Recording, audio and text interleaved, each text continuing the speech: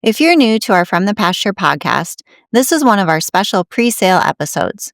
Our regular shows feature ranch stories, breeder interviews, and cattle knowledge, but today we're focusing specifically on this weekend's Texas Longhorn sale. So if you're wanting to learn more about Texas Longhorn cattle markets, or you're a registered Texas Longhorn breeder looking to expand your herd, you'll want to tune in to today's episode. I'm Jamie. And I'm Molly. We're the owners of Hired Hand Software and Hired Hand Live, and we're excited to bring you a closer look at this upcoming sale. In today's episode, we'll be talking with the sale host about consignments, sale details, and what to watch for in the ring. You can view consignments at hiredhandlive.com and, in most cases, visit the consignors' Hired Hand powered websites to learn more. Now let's jump into this weekend's sale preview. I'm here with Rex and Sherese Glendenning, the sale host for the upcoming Glendenning Fiesta Sale, which is in Celina, Texas. Rex, Sherese, and I will be talking about the sale details, sponsors, consignors, and of course the consignments. As we talk about the consignments, you can follow along on Hired Hand Live, and if you want to dig deeper, take a look at the consignors' Hired Hand websites. Let's get into it. Well, hi guys, how are you? Good. Hi, Jamie. How are you? I'm doing pretty good. Well, this is Good. your third year to be hosting the sale. Are you ready this year? Has the planning gotten easier? It's gotten easier. I think it's gotten easier. I mean, I think this one does most of the work over here. I think I just kind of tag along for the ride and do some of the grunt work. But yeah, I think it's gotten easier. I think it's having a couple behind us certainly makes it a little more conforming and easier to focus in on. And are we ready? Yes, we're ready. We're ready? We're ready. You're ready. I'm ready. I'm not ready. I'm almost ready. It's ready. I have You'll one get more there. week. One more week. Well, for those of people who are new to the Longhorn industry within like the last year or the last couple of years, can you give a brief history lesson for everyone about how you got connected with Red McCombs and how you eventually took over the sale for them? Well, yeah, I can. If you'd like me to. No, I mean, I you're think back in 1984, I think the year we got married, we had already been bitten by the Longhorns bug about a year earlier than that, in 83, 84. And we drove down to Red's Fiesta Sale down in Johnson City and pulled up, and, I think we said we young, dumb, and broke, pulling up in we thought we had money. We were a BMW, but we really didn't really have any money, and pulled in there. And as we pulled in, there was a helicopter landing. H.C. Carter was landing in a helicopter, and Red had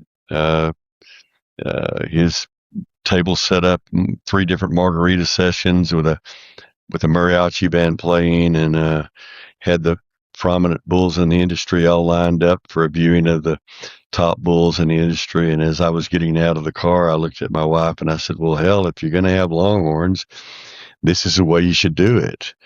And so flash forward to about, I don't know, 4 years ago.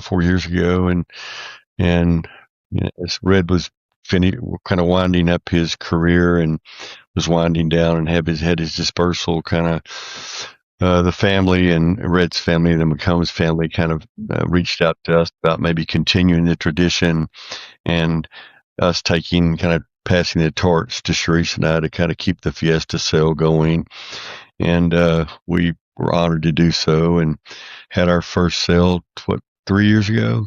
24. Yeah, and this will be our third, and it's an honor to carry on the McCombs and the Fiesta tradition. And he had his for 44 years. Yeah, no, we got a little behind that 8 ball with it, but We got a few more years to go. Only But anyway, 41 more to go.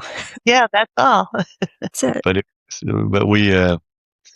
we always enjoyed going down to Red Sale every year. We tried to make it every year we could, and felt like, I was always on his ranch, and you drove into his ranch, and that's kind of the thing that we like about our sale. You're going into someone's ranch, into kind of their home, into their pastures, and into their facility where you feel like you're not just at a convention center or at a hotel. You're on somebody's ranch with the cattle are really there, and you're part of. Kind of feel a little bit different about the whole environment and the whole experience when you're on someone's ranch. And I hope that we can continue to keep that, open feeling of welcomeness to the ranch and to the Fiesta Sale. You want me to shut up now? No, you're good.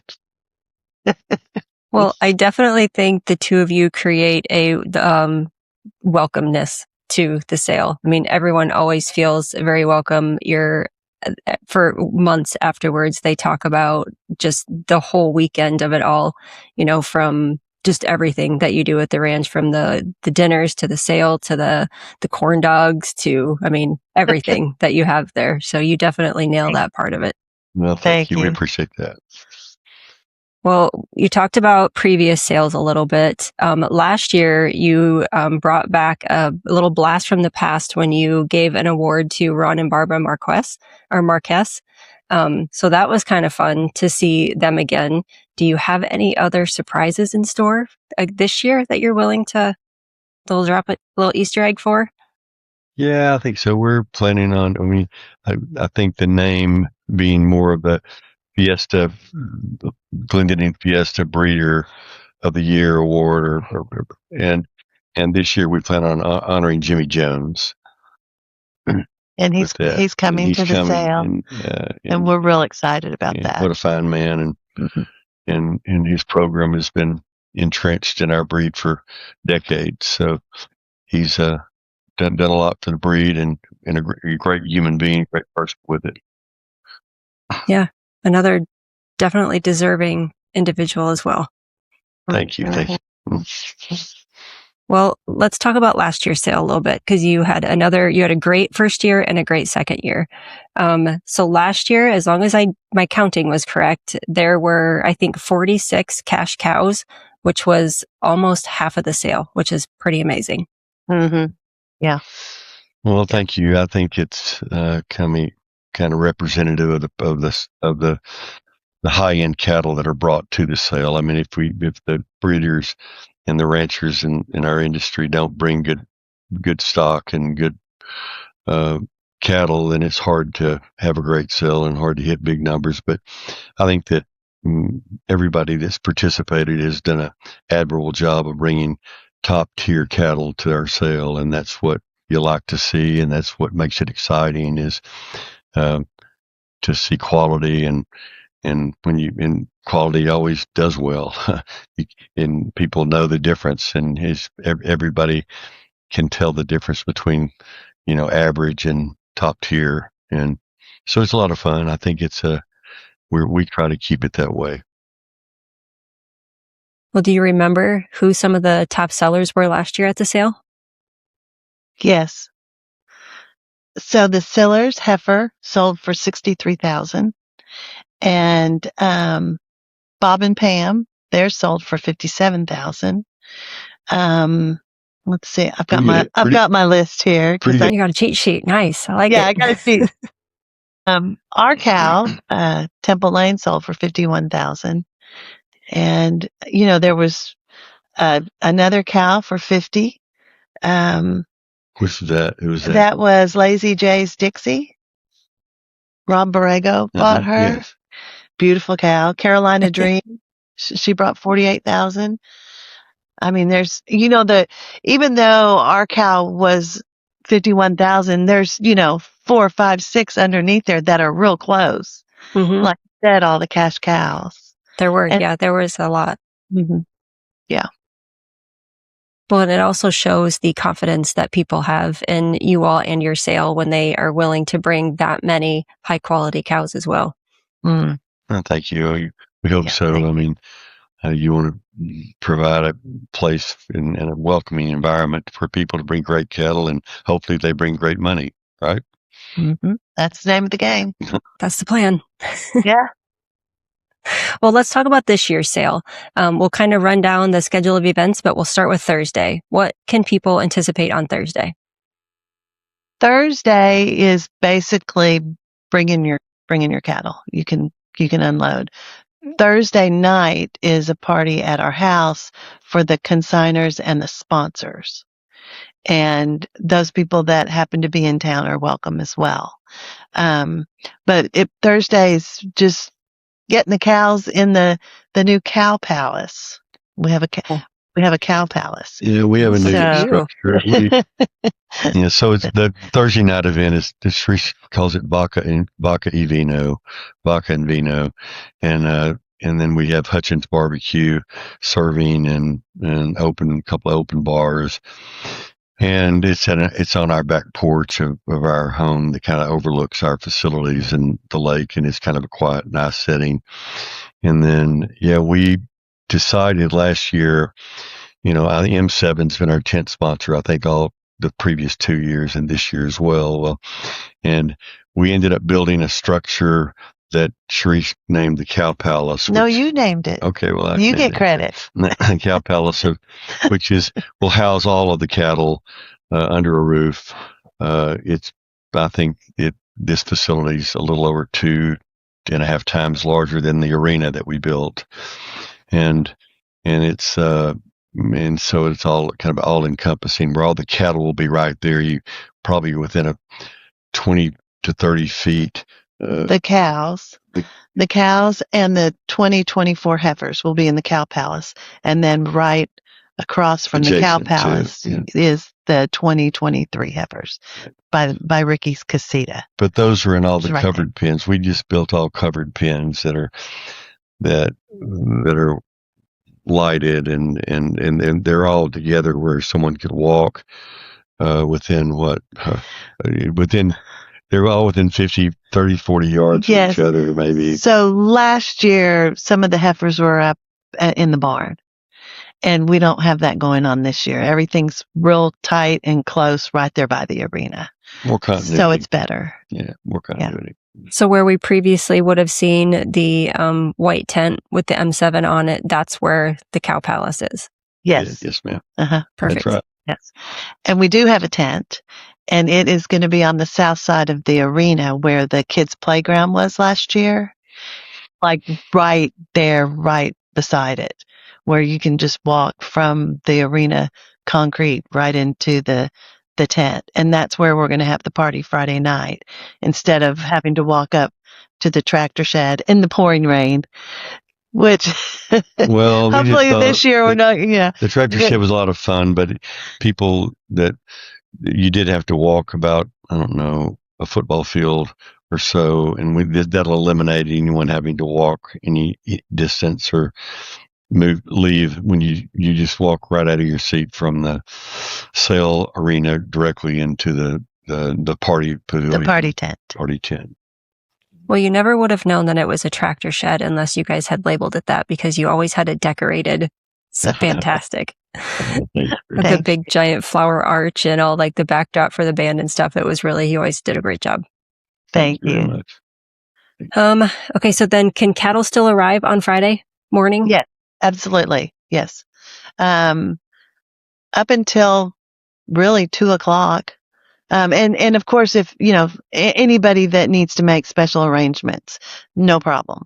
But, Friday, bright and early Friday morning. And I'm sure we'll be getting a lot of the cattle coming in Friday. We'd like to probably more than Thursday. We'd like to try to have everything in by around noon or 1:00 on Friday, because the bar opens and viewing opens at around 2 or 2:30 on Friday afternoon for everybody looking at the heifers and such, and kind of the event kind of kicks off at around 2:30 or so. So we'd like to have the animals all in by, call it noon or so on Friday, if at all possible. But there's always an exception to the rule. If there's a problem with someone, we'll make sure we accommodate them. Right. And if somebody is an exception to that rule, something happens, who should they contact? Tessa Wheeler. Okay. Yeah. And her phone number's in the catalog. Perfect. Yeah. So then you said happy hour kicks off at 2:00. What can people expect after happy hour? The Futurity and the Calcutta. And then right after that, the heifers sell. And then right after that's the Fiesta party. Perfect. Who are you having for the judges this year at the Futurity? Oh gosh, you could catch me off guard here. Joe Solachik, Tammy Tyner, Tony Stegmuller. Who else? I can't help. Oh, wait. Let me get my book. Hold on. Let me look. Can't cheat now. I have to cheat. This isn't an open book Oh, test. Stacy Schumacher. How could I forget her? And Kevin Bryant. Okay. Yeah. Perfect. Yeah. And I think sometimes sales all kind of blur together, but I think, do you have a people's choice? Yes. Yes, Okay. we do. And how do people get a hold of it, and how do they vote? So that's always been a bit of a confusion for everybody. So we have voter's card, and you just pick your favorite heifer, one heifer from the 2024 group and one heifer from the 2023. Circle her name on the voter's card and then drop it in the box. We now have a voter's box that will be at the front of the arena, and it's going to have instructions on it as well. And Chase is going to explain better before things begin because there has been confusion. And then the voter cards, do they pick those up next to the box, or where should people find those as well? Well, we are going to pass those out right before the right before the futurity begins is kind of the plan, because they got lost. Like several of them were like, oh, I can't find my card. And then we ran out of cards, and we're going to have lots of voters cards this year. And I think the grand, Everybody only gets one. Yeah, each bidder gets voters card. DNA test. Yeah, and the grandkids are going to pass them out. So it could be a little chaotic. But hey, it'll be cute nonetheless, right? It'll be fun. Okay, so then the heifer sale starts at 4:30. How many heifers do you have in the sale this year? 46. Yes, and 46. When I was looking through your catalog, one, your list of sponsors is a pretty massive list of sponsors, but then your list of consignors also is another big list of consignors. So lots of participation this year. Yeah. Who at the party, you typically have a band. Is it the same band that we've listened to in previous years? Yes. Ray Johnson. Yes. Yes. He's a lot of fun. He's good. He makes sure everybody has a good time. Yeah.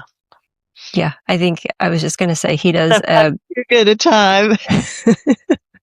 Say, I think we've seen Rex out on the dance floor a time or two. Yeah, I'm singing with the microphone. Yeah, well, even better. I must have missed that.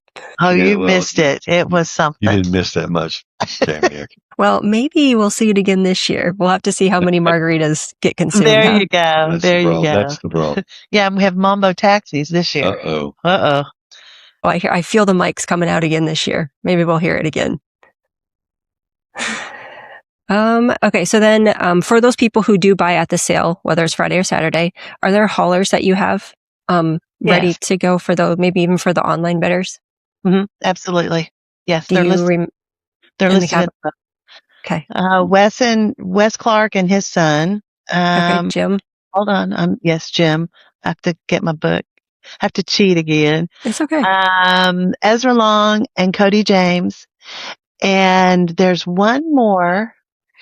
I can't remember his name. Nice guy. He's kind of a new hauler. Do you know what I'm talking about? Yep, Eddie Driscoll. Yep. He'll be there. Yep. And he's hauled, for people who aren't familiar with Eddie, he has hauled at the last few sales of this year. So, and he does a great job as well. I've heard good things about him, for sure. Your sponsors, another thing that people talked about as well from your sale is the sponsor t-shirt. Yes. They really enjoyed those. Another little fun little perk you do for the sponsors. Yes, we've got the t-shirt again. Different color. She redesigns it every year, and makes it a little more colorful and or cute or whatever you want to call it. The sponsors are just unbelievable and just amazing, and we couldn't have the sale that we have without them. Absolutely. Do you want to talk about some of your sponsors? Well, there's a new sponsor this year that's really special. Okay. And that's the 7 Families. Oh, wow. Yeah. Wow. Yeah. Families is a sponsor. We kind of felt like bringing back when you get in the business and you really get drilled down on the breed and the genetics and the bloodlines, etc. I mean, going back and I think it's difficult sometimes if you go ask somebody what the 7 families of the Longhorn bloodline are. I don't know that some breeders could even would grasp that and or convey that. But we have that as one of the sponsors. Like bringing that back and making sure that everybody looks back and understands where our breed kind of evolved from and came from is important too. And we have so many new breeders, and I think for us old timers, it's our responsibility to make sure they know where we came from and how it all started. And so we think the history is real important. So we do have the new sponsor. They're the restroom sponsor.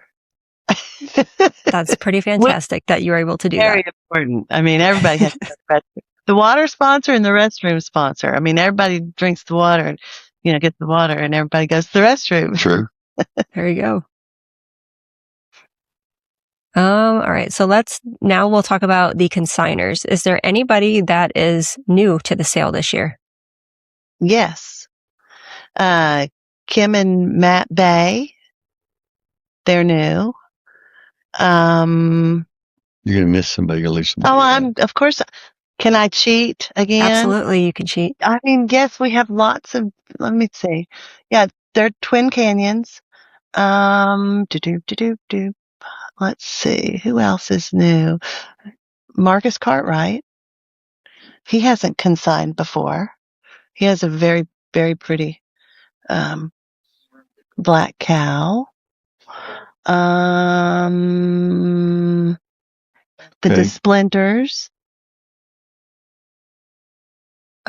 Is the Fays are consigning this year? Were they there last year? They did? I think they did. Or maybe the first year. There we go. Maybe that's what it was. Yeah. Well, you have a long list of consigners. We won't try to single anybody out so we don't forget somebody. Right. There you go. That happens. Because I know I just forgot probably 5 people, but right. We appreciate them all. And there's some amazing, gorgeous cows and heifers coming. Well, are there any scratches or any subs that you know about? There's one sub, Chris Hesse. His, I'm trying to think what number she is. She's towards the end of the sale. And I'm so excited about the substitute. The substitute is actually Rain Dance's mama. We bought a cow named Rain Dance last year did we buy her our sale or no? No. We bought her. Where did we buy her? I can't remember, but it's her mama. And beautiful Rain Dance is one of my favorite cows that we have. And so they substituted, and I think they've posted it on Facebook, and of course it's on Hired Hand Live. But she's beautiful. She's a gorgeous cow. Our cow's Dam. Our cow's Dam. Yeah. The one in the sale. Right. I know. Her name is Hicks something. I can't remember. I just found her. I had to cheat myself. Oh, good. Yes. It was lot 46. Hicks Ragtime Annie. There you go. I should say 46 in the cow sale. In the cow sale. On Saturday. Yep. And there is a donation lot on Friday. Do you want to talk a little bit about that donation lot and then where the proceeds go? What should you do there? The proceeds will go to the Texas Longhorn Legacy Foundation and Museum. And we're super excited about that because we need to build a museum. Right down there in the stockyards, we've owned that land forever and ever. Yeah, Sherese is on the board. I guess she's more active on the board than I am. I'll try to push and when I need someone like me to push and help. But I think there's been Wayne and Tom have done an admirable job of leading the fourth charge on this to try to get something actually done this time and accomplished and actually construction to start. So hopefully we can move that forward and for the breed, for the industry. And Wayne and Tom have worked really hard, and they're gonna do talk to everybody and kind of explain things, and then we have a video But the proceeds will go to not only the museum fund, but also to Bright Futures scholarship. And the heifer's gorgeous. Wayne Manning's bringing the heifer, and she is something else. She's very nice. And I'm sure she'll be in the palace, the cow palace, for everyone to take a peek at. Of course. The very first stall. Perfect. Well, after the heifer sale, you all are going to have the party. And then on Saturday, what time does everything get started on Saturday? As early as you want to get there. I'd say around 8:30. I mean, I think we have a coffee bar and breakfast tacos and a bar's open. I'd say 8:30ish, but if you wanted to get there before to view cattle, they'll be available. Or it'll be open. But I think 8:30ish. Yeah. And then in the viewing from 8:30 to 9:30 to 10. I think Tessa will probably close at about 10:30 because the sale starts at 11. Probably close all the gates back to the cattle at about 10:30. So from 8:30 to 10:30 cattle viewing. But if you want to get there at 8 o'clock, it'll be open and available to anyone that wants to kind of take advantage of that. And then you said the cow sale starts at 11. Are there any scratches for Saturday? No, not for Saturday. Friday, there's one heifer the Torkeldsen heifer. Her little bull calf broke its leg, so they're not bringing them. I forget what lot she's in. Let me look. Bull Creek. Heifer 32. She is scratched. Okay, but the Torkeldsen are coming. Perfect. Yeah. Well, if we don't have that marked on the online bidding, we will get that taken care of before the sale, so everyone knows ahead of time. That's the only one so far. Okay, perfect. And also in the cow sale, the very first, I believe it's 3 lots. Is it a choice of the 3 of them, or all 3 of them selling? How are they doing that this year? All 3 will sell. Okay. So we'll bid, and then whoever the winning bidder is can pick which heifer. Or you can take all 3. Or all 3 at that same price. But yeah, they'll all 3 sell. And I also saw later in the sale, I think it's lot 26, where somebody is deciding to separate Thelma and Louise. I know. That's the bait. Yeah, it's really exciting though.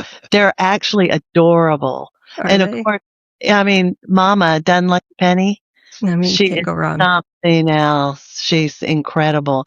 But I saw Thelma and Louise in where's A&M? College Station at the Futurity there. I think, yeah, the Futurity there. They're adorable. But so they want to keep one of them. So they're bringing both of them. You bid, and then you pick which one you want. Okay. And then that's how that one works. The other one goes home. And of course, they're selling the cow. Okay, perfect. And then I think the only other special lot that I noticed for the Saturday sale was lot 1, which is an embryo lot. Right. And so the recep is actually a Longhorn, a registered Longhorn. And the calf is due in July, if I'm not mistaken. It's a heifer calf out of Cool Hand Luke checks, and she is due in July. So she's heavy bred. So that's good. Yeah. Yeah. And we can't forget to talk about the corn dogs, which everyone raved about last year during the sale. Timing, I think, was perfect for everyone, especially after they had the martinis that you all have, the chocolate martinis. The espresso. I think martinis. Espresso martinis, yeah. Yep. Our eldest daughter, Alex, made sure that we had espresso martinis. She's a connoisseur of that. I actually do need to make sure we're going to have the espresso martinis, so I'm glad you brought that up. You have to have that. Because I don't know that I put that on the list. I think you did. I'll get it added. We'll make sure. For sure. Yeah. That's funny. So no hamburger man this year, just corny dogs and curly fries.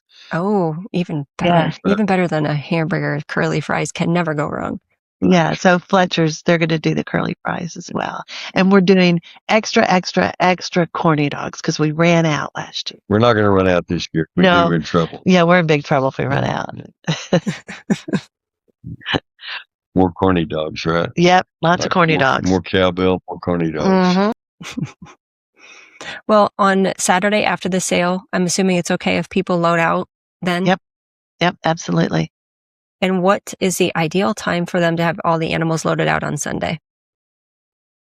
Noon. Okay. Tessa would be real happy if they're all loaded out by noon. Of course, special arrangements can be made. Yeah. For sure. Yeah. Well, is there anything that you would like people to know about that they can't find in the catalog, whether it's directions or parking or anything like that? Is hay, water tubs, that type of thing? Well, we have all that covered, the hay, the water, in the catalog, it does show where the cars enter off of Glendenning Parkway and the trailers enter off of 428. And, so I think that's pretty explicit. And we have a lot of construction going on road construction. TxDOT is the Texas Department of TxDOT, I call them, has FM 428 Glendenning Parkway kind of torn up. We have gotten them to agree to 4-bay construction during our sale. They're going to actually stand down on the Thursday, Friday, and Saturday that we have the sale, but where there's not so much of a traffic impact from all the construction. But I think everybody will see kind of the different construction barricades all down the highways from the tollway all the way up to the ranch. And but it's just, that's what happens when you have a lot of growth. And we're one of the fastest growing cities in the nation. I think we were ranked number 2 years ago, number 3 or 4 this year in the nation. And we've grown from 15,000 population to 60,000 in like 5 years. So we're growing. We fast. have traffic. We have a lot of traffic. We have traffic in Celina. Be careful. Everybody pulling in and out with the trailers. Mm-hmm. We're going to have a special sign there, either a hay bale or something, to make sure everybody pays attention and watches as they pull in and out. Not so bad on the residential, on the car entrance. That's not very deemed to be dangerous, but exiting out where the trailers leave, there's just a lot of traffic on that road. And we just want to make sure everybody's very careful when they leave and kind of watch the traffic. But other than that, we're looking forward to it and looking forward to our 3rd Fiesta Sale and having a big time. Mm-hmm. Well, thank you both for joining us, and we can't wait to see you and everyone else at the Fiesta Sale. Make sure to check out the consignments ahead of the sale date and follow us for more updates. Until next time. Thank you, Jamie.